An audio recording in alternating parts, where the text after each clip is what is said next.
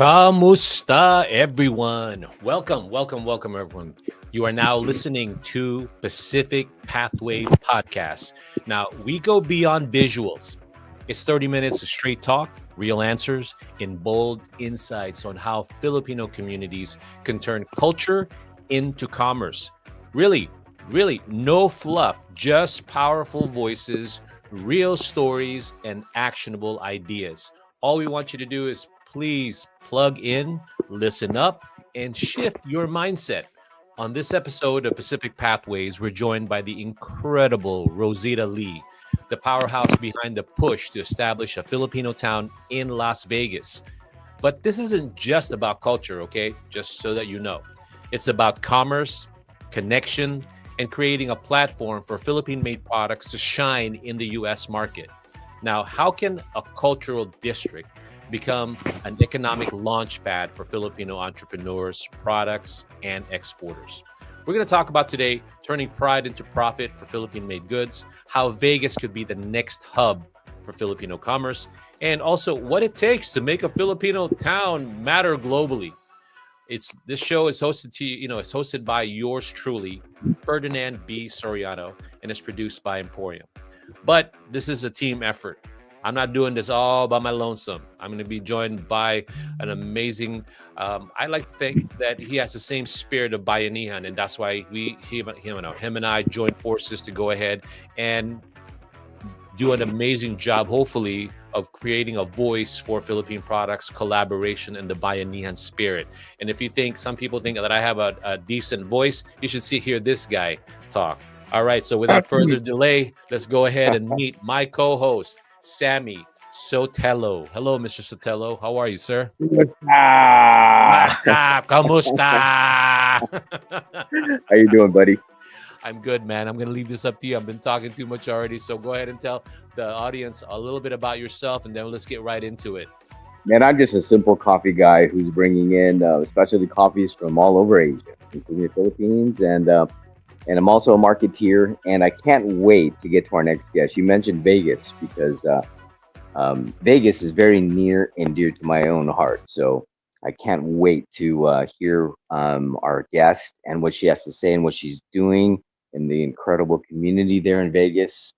I grew up in Southern California, so I'd go to Vegas 2 or 3 times a year, and I have some near and dear friends out there. If I could shout them out, if you don't mind, my buddy. Do it, bro. Do it. Yeah, it's the Publico family. It's Tito Marjo and Tita Nita and Bob and Chris. Not only are we like Bob and I are super, super close brothers, and our fathers were super close brothers, and our grandparents grew up on the same street in Iloilo. So that's how far back our families go. That's deep.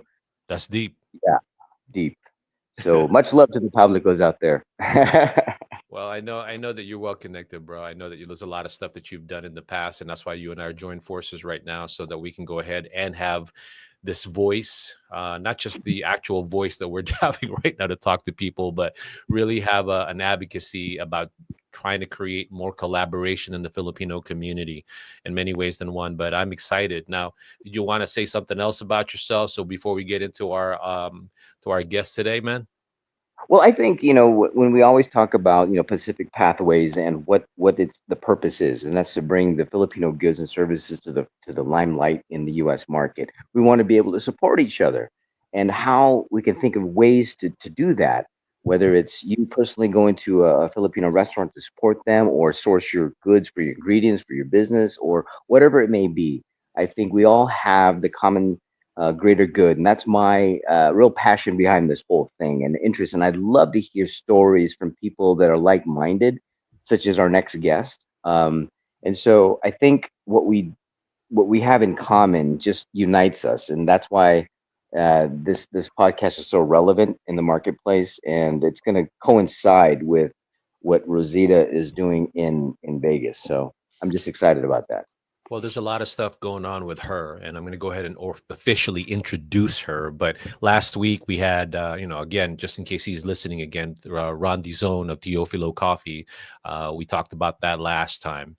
and I'm excited for that to continue going. So the more we get into this podcast, the more people I like to go ahead, and people that are very passionate about Philippine products and the culture, but commerce, because there's a lot of podcasts already talking about the culture, which is fine. I'm all for that also. But I really want to focus on how do we take certain resources now and really talk the talk and walk the walk in terms of, hey, let's stop talking nonsense. Let's just create opportunities, and let's create sales opportunities for Philippine made products in the US, and investments and services, because at the end of the day, um, you know making money is something that creates a lot more opportunities for people in the Philippines. Okay, so we create this opportunity, sales opportunities, then it's fantastic. We need to have that platform for these products to come in, these services to come in, these investments to come in the US. But we don't do it just to make money. We do it also to empower each other. So it's always all about that. I mean, that's my thing. It's always been like that, Sammy. Absolutely. We need to increase our market share and grow. Hmm. Yeah. So at the end of the day, we got to try to make some money for the community to power some of these to these ventures, because I know that Rosita has done a lot of that, to not to make money. I'm just saying what she's done is she's created a lot of awareness. So when the community, whether it be Filipino or non-Filipino, wants someone who wants to be in the community, they go to her. I like to think she go to her to create that connection, because we had our own discussion about how we need to have people meet each other halfway, whether it be Filipinos or non-Filipinos. And to have this Filipino town in Vegas, that's huge. There's so many opportunities that can go or can be had by what she's created in terms of business. Okay, there's a lot, and I'm not gonna spoil it. I'm gonna enjoy the next 20 minutes talking to her. So, Sammy, if you want me to go ahead and just introduce her, are you good as far as that, Stage man? is yours, man. It's all you, brother. All right. So you're gonna ask her the first question, but let me go ahead and introduce her. Now, today we're joined by Rosita V. Lee, or Villanueva. I think I got that middle name correct. She's a Filipino American icon, civil rights leader, presidential appointee, and lifelong advocate for the Asian American and Pacific Islander community. From the White House to the streets of Las Vegas, I Rosita love has spent decades fighting for representation, equity, and unity. So get ready for purpose, power, and perspective. This is Pacific Pathways Podcast. So let's go. All right. So let's go ahead and get to it. So let's go ahead and introduce Rosita Lee. Thank you. And Hi, I was, Rosita. hi there, Sam and Ferdinand. What an opportunity this is. Thanks for inviting me. Yeah. And, Well, and I love listening to what you two had said earlier. And somebody said to me, well, why would you be on that particular podcast? We're supposed to be advocating culture, and economy is culture as well, you know? yeah, exactly. Exactly. Yeah. Yeah, it's part of our of what we have to do. You know, when I think about it, it took us 6 months to go through the process, because there is a process to get a designation, a cultural designation here in Las Vegas.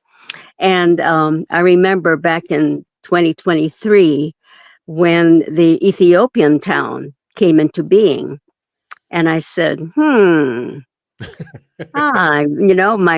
brain went, the wheels in my mind went through it, but that's all that it did. I just went, and then in we had been talking. The community has been talking about a Filipino center for many years, but it involved fundraising.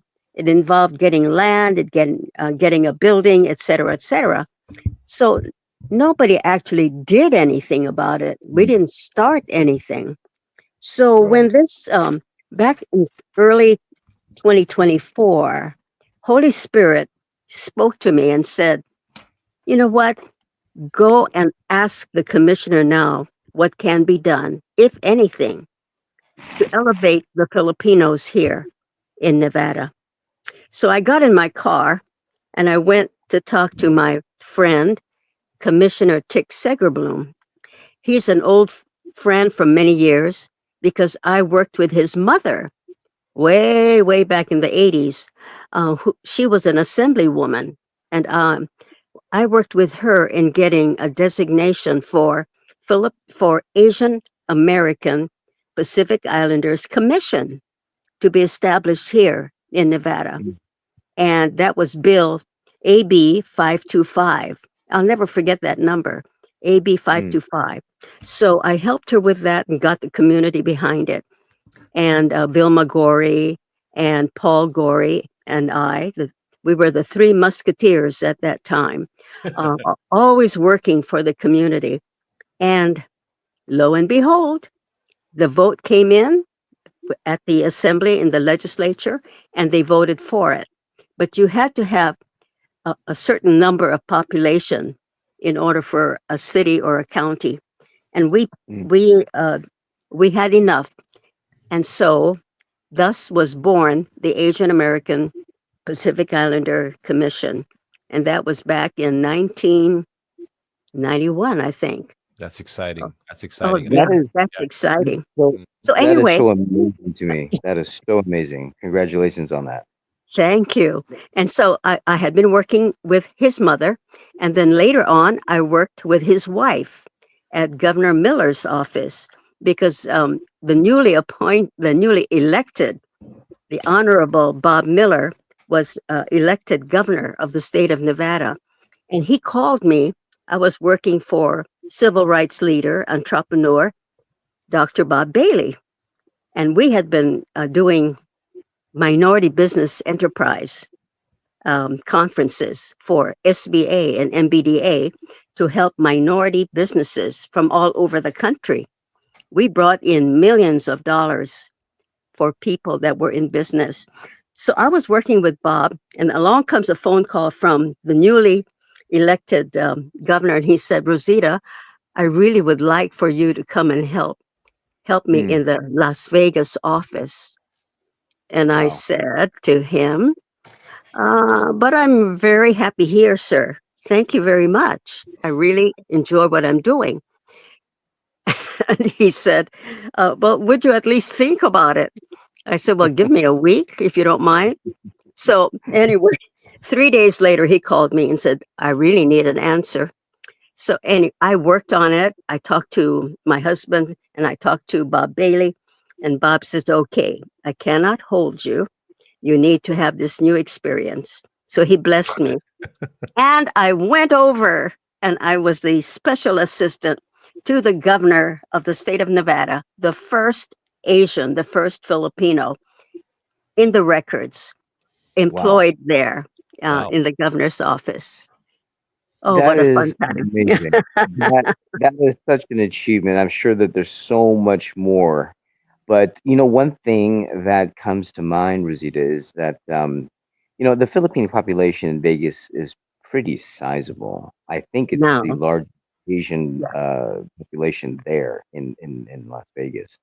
correct. What stands out in my mind is that you're right. People do talk about it. They have been for many years, right? I mean, Hmm. yeah, we should do this, we should do that, but to a certain degree, it's always been just exactly that, just talk. What I'd like to Exactly. know is how you got the talk to action, how you were enabled to lead the charge in establishing this first Filipino town in Las Vegas, and what drove that vision. I mean, how did you rally the community to believe in something that had never been done before? Because it's always been talked about, but it's always never gone through. The actions never followed through. So how did you do that? I wish I could expand on that for you, man. I mean, but I'm gonna let the talking and the action. That's what I'm really interested in. What it Yeah. is. So give us the dirt. Yes. Like, how did you really do that, Rosita? Okay, let me tell you, like I said earlier, it was Holy Mm, Spirit. Holy mm, Spirit actually talked with me, and that's mm, why I had the temerity. It was temerity to go and talk to the commissioner, and he said, "Okay, that sounds good." And he introduced me to Daniel in the county manager's office, and he said, work with Daniel. Daniel, work with Rozita. Now, there is an application that I had to fill, that we had to fill. And I wasn't afraid. I had no fear because this is a God's project. That Mm, was preeminent in my mind. And this is God's project. So if it's God's project, He's going to make things happen. So I got the application and I asked help to make sure that we fill out the application properly. So we hired mm, Kevin. We hired Kevin Wong, who is a statistician, to get all of because you need statistics. We knew that we can't do anything without statistics, so we had to prove it. Again, it's evidence. Whatever evidence we can present to the commissioners and to prove to them that there is a need for a Filipino cultural mm, designation. And that's all mm, that I was looking for. I was looking for elevation of the Filipino name, the mm, Filipino people. And I mm, wasn't thinking about land. I wasn't thinking about any of that at mm, that time. My goal was to get approval for this designation for a district, a mm. Filipino district. That's all You I know, was thinking about. if That was if I my could ask goal. you, if I could ask you that, Rosita, as far as the footprint within Las Vegas, can you tell us what exactly that means? Where the boundaries are? What is assigned as the Filipino town in Las Vegas? Well, we selected. This is something that we selected, and the selection is Maryland Parkway between Flamingo and Desert Inn Roads. Now, at one time, when I originally thought about this, and I talked to the commissioner about it, I said, "How about from Tropicana to Sahara?" Because those are popular Mm, avenues. And mm. he looked at me. He says, "That's a big bite. Why don't we let's let's start with It's a something big that is community. manageable." So that's when he suggested Flamingo to Desert Inn, and he Okay. said, "Rosita, it can grow, and we can Mm, extend it later, but let's mm, start there." He gave me wise counsel, wise mhm, counsel. mhm. And So within that parameter that you mentioned, Rosita, but about how many? What's the makeup of that community? Are they restaurants, or what indicates somebody that would enter that place? Like in my mind, if I go to say Chinatown, right, and I mhm, would know because it'd be very visible. Oh, okay, that's Chinatown. If I go to a mhm. particular city, are there plans, or is it significant now when you enter this footprint for Filipino Yes, town? right. Okay. First of all, there is Seafood City. Seafood Mm, City was established back in 19 whatever year it was. Um, when Kaloy came here and they looked for a place, and at that time, the late Greg Macabenta asked me to help with that. So that's how we helped to find a good location where Filipinos lived, and that mm. was the area that we recommended. And they built Seafood City where it is today, the first one, Oh, and wow. that became the center. We had people. When we have dignitaries, we take them there to Seafood City. Let's go shopping. Yeah. Let's go get I some. gotta get my coffee in there. Happy's Yes. Coffee Roasters. They gotta be selling my coffee. Well, Yeah. because it has restaurants in there as well, and that's where we started with getting out the vote, getting out. Mm, I'm a proponent of voting education, getting people registered to vote. So we used to have a table there at Seafood City, and we mm, would we would ask people, "Would you please register to vote?" And we would have we would have the papers all ready, and we would go with them as they went shopping, because they would tell us, "Oh, mm, we don't have time." "Oh, okay. Is it okay if we come with you, and then you can fill the paper as you shop?" And they did. we had such a great time. We registered a ton of Filipinos who would not have registered Mm, otherwise. mm, mm. So I love that because yeah. So you're Seafood City very was center. that's And fantastic. What I love about that is it's that next level of community because you're rounding up. We're making a difference, right, by mhm. registering to vote, and you're Yes, actually empowering the Filipino as well. So, what lessons have you amen. learned from mobilizing these Filipino communities in Vegas, and that we can apply to uniting small businesses, suppliers, retail owners, and building the Bayanihan Commerce Network? What lessons have you learned from that? The lesson I learned is you have to ask. It's as simple as that. You Hmm. know where they are. You know who they are. You just ask. Okay, we're going to have we would like to have a meeting like I did with Hmm. voter education when I had Gloria Kawili and I worked together on this. And I asked the election department if the registrar himself would come and talk to the leaders of the Filipino community. And then Hmm. we asked the leaders of the different organizations. And us Filipinos, we not only have one organization, we have 50. That's another show. That's another show, Rosita. Wait, Yeah, we that's do another have show. seven. We, We'll talk we about do have that. 7,000 But islands there, in the yeah, Philippines. yeah, so One that's what it representative. is. You have to Yeah. ask. I just did that recently with a small dance company with Hmm. children. And I asked them, can we meet? And that's all I do. Hmm. It's the personal touch, it's the personal caring, it's the personal calling them and saying who you are. I'd like to know more about you. Can you join us? And that's how Rosita, I did. I love that because it's a very simple thing, but just the thought of asking and inviting, right, to be inclusive of, which leads me to kind of thinking, okay, well, goodness, if you did that in Vegas, what would you give advice to another group, maybe say in another city that wants to have the same passion as you? What can they do to help kickstart things for their Filipino town? Okay. First, you have to have food.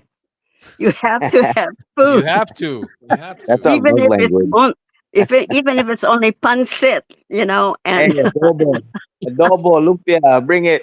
right, lumpia.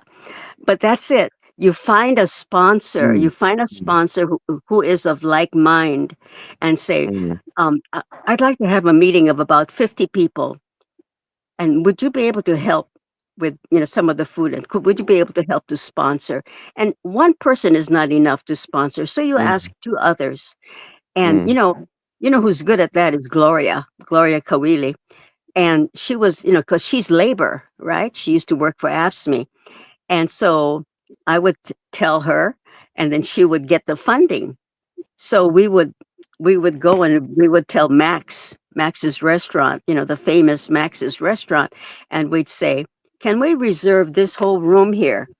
And we're going to have so many people, 75, 80, 100. And then they say, "Okay." We plunk the money because you got to plunk down money, and then we call everybody, "Please come, please come, please come," and they do. And then we have the speaker, and we have questions answered, papers signed. It's done. That's it. And then they go that is into their own, Well, that is communities. that's a great strategy, Rosita. Food is our love language, Yes. whether you recognize that or not. It's our first entry point.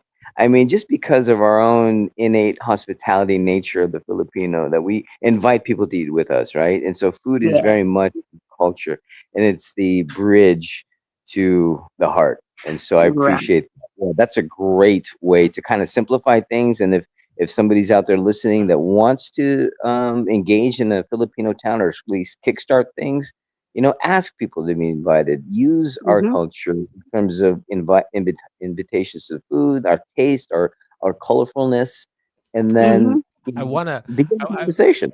I want to Yeah. add on to that. I want to add something to that because I know that our 30 minutes, it goes by so quick. But I Oh, because me. I sort of want to summarize something that that I think people who's listening who maybe wants to invest or wants to sponsor, and why Mm, this with the Filipino town makes sense. Let me just go ahead and cite some really cool some numbers, Rosita, that maybe Sure. you already know. Okay.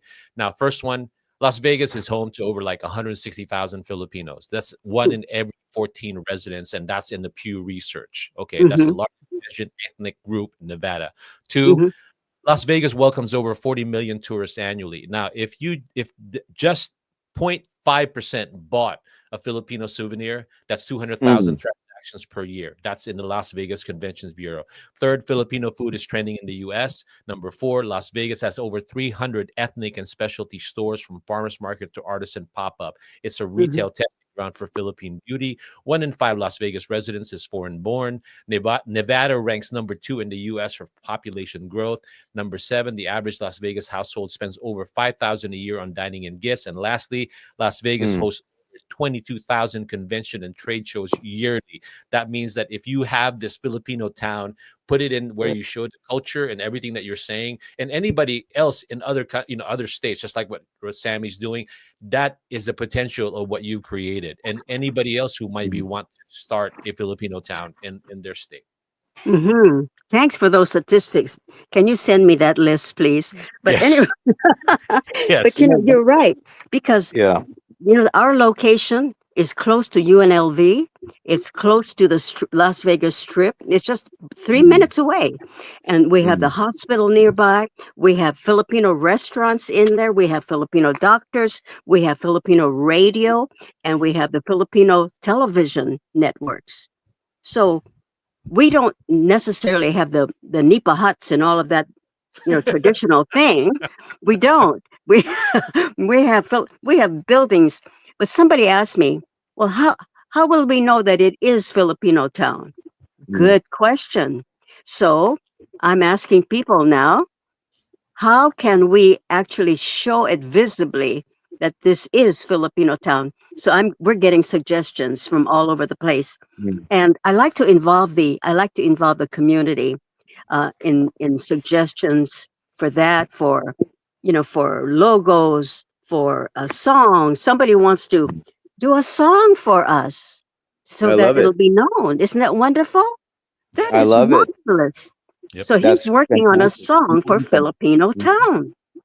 A Filipino Um, young man who is on the strip. He's performing on the strip, and I tell you, people came out of the woodwork to say, "How can I help?" Now that I praise God for, because I've had a number of naysayers. Why wasn't I mm. included? How come I'm not on the board? How come this? How come that? And I smile and I say, you will be on a committee. And if you want to be on the committee to help, please sign up. But the Yeah. board is already filled. I'm sorry, the board is filled. Okay. So I know you and I talked about that, Ferdinand, but um, that's another that's another show. Exactly. Exactly. But I appreciate the information. We have Mhm. less than 2 minutes, Oh Ferdinand, my for gosh. the rest of the Yeah. show. I got one more question, if I may, Okay. or did you want to ask it, Ferdinand? No, go ahead. No, no, no, no. End the Okay, show with that that. was. I think it kind of comes down to this last question, if I may, so you'll have some time to answer it. That Filipino town is more than just a place, right? It's a symbol of Right. pride, ability, and Yes. potential. Well, how can we turn that same pride into support for Philippine-made products, and how do you see Filipino town playing a role in that? Like before you Oh, answer, if I could just give my own answer, right? Because okay. how Go do I ahead. support Filipinos, or what can I do myself? I'm only one person. Well, in my mind, it's almost like, well, why not go to a restaurant this week in Filipino Hmm. town, Right. purchase product that you wouldn't normally do, and kind of make it, maybe once a week, once a month, or whatever you can do in your own capacity to support in your small way. And with Hmm. those numbers and the volume of people that Ferdinand had just shared with us, imagine if all those people would have buy, those souvenirs or just those few trinkets. But I'd love to Hmm. hear you. Hello? Yeah, I'd love to hear your answer. Sure. Yes, yes, definitely. Um, Mhm. Commerce is a natural thing with any town. Commerce is an important thing because we talk about being Filipino. What is it to be a Filipino? I am so proud to be a Filipino. We have, like I always say, Filipinos are a fine chosen people. Fine chosen people. The talent that we have, the doctors, the inventors, we invented so many things that the whole world is using now, but we have to make it known. And that is one of the things, education is one of the things that I would like to see coming out from Filipino town. And with the education, by the way, we're going to be having a museum, and we're working on that at this very moment. I'm going to be signing the lease on it. And with this museum, we will have not only the history, not only, all the beautiful garments and textiles and furniture and all of that, but we'll also have education within the museum so that students will be able to come to the museum and have some lessons about Philippines. Oh dear. Oh wait, hold on. That's a great thing. I know we're out of time for tonight, but is there a way that we can invite her back on a future podcast again to get more into so many other things? I'd be slighted if she didn't. So I think she's Okay. she's she's open to that, right, Rosita? We'd love to have her back because there's so many other things that we could talk about just within Filipino town. She mentioned the museum, Oh and yeah. I think the thought processes, right, as far as how to action. Hmm. Ideas are Right. great, but without the Mhm. action, ideas are just ideas. So we'd love to have you back on a future podcast. And we're out of time at the moment, but we do want to thank you for sharing so much of your precious knowledge and your selfless love for the community. And I love that you give it to God. You claim that this is the Lord's will, and He made it happen, and He blessed it. And to that, I thank you so much. And you're a true inspiration. Well, she is.